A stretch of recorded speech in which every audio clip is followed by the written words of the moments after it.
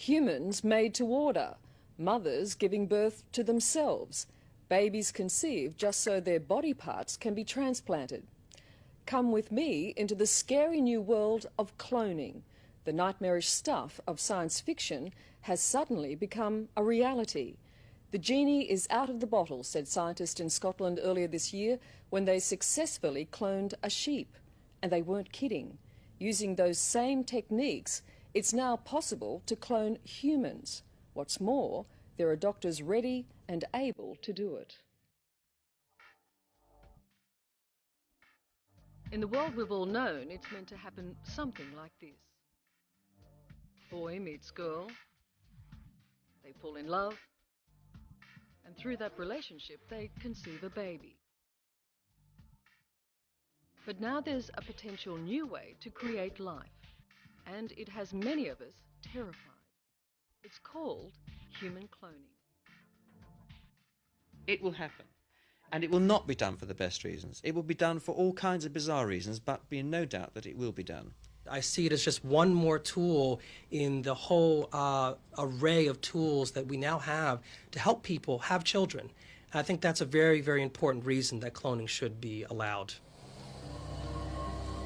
The battle has been joined, even as the first cloned baby remains a glimmer in the eye of scientists. After all, what we're talking about doing is making exact replicas of ourselves. Strictly speaking, it would be legal to clone me, for example, tomorrow. And this is the place it's most likely to happen, a leading IVF clinic outside of New York. Behind those walls, there are people with the technology, the ability and the desire to genetically engineer human embryos, to be the first in the world to successfully clone a human being. There's no doubt that human beings will be cloned. Dr. Jacques Cohen, a leader in his field, simply needs the approval of his clinic's ethics committee to make history. So if I had the money, you had the permission, you could clone me tomorrow. Well, I wouldn't say tomorrow. It'll take a year or two. We could clone you probably within 2 years. What you're seeing here is an actual cloning taking place at the research facility in Scotland that pioneered the technique. In theory, it's blindingly simple. Here, it's an animal, but just as easily, you can take a cell from a human. A scraping of skin will do. Then, get an egg from a female, remove the nucleus and fuse the two with a spark of electricity. And ta-da, you have an embryo. Implant the embryo in a woman, and 9 months later, you have a carbon copy of the person from whom the skin scraping was taken. What is wrong with me cloning me for a child? I'd feel sorry for your child. Your child is going to grow up with a tremendous emotional baggage of having to cope with you trying to live your life out again through her. I would feel sorry for a child like that. What happens to identity? What happens to personality? What happens to teenage rebellion when you're rebelling against yourself? When a parent says, you know, I can see you take after me. This is absolutely taking after. Looking at all aspects of gene technology, how we can take a gene from your body and put it into one of those goldfish. And make a very exciting goldfish. Well, Dr. Patrick Dixon, a bioethicist based in London, says human cloning is imminent, probably unstoppable, and most certainly wrong.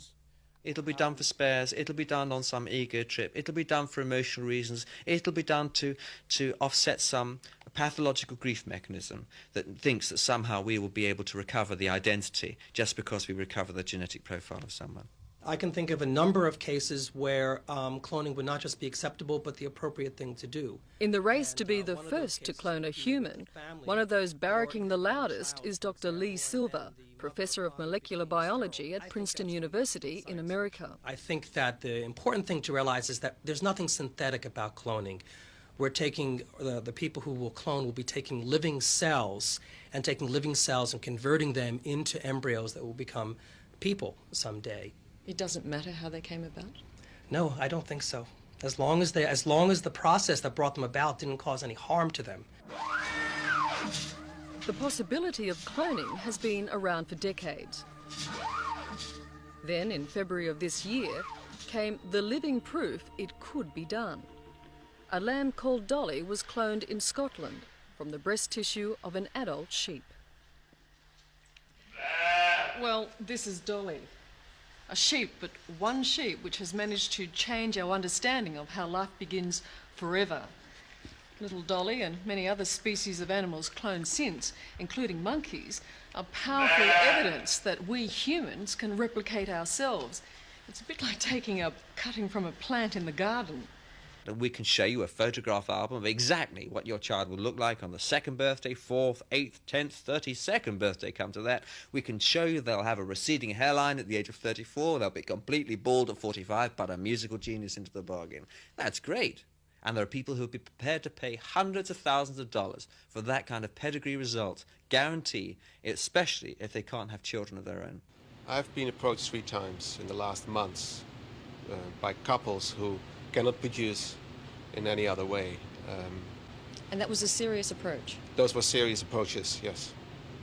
There was one person who was very able in formulating that his wife, who's now about 48, and he therefore thought that it would be a good scenario to have her reproduce by cloning technology.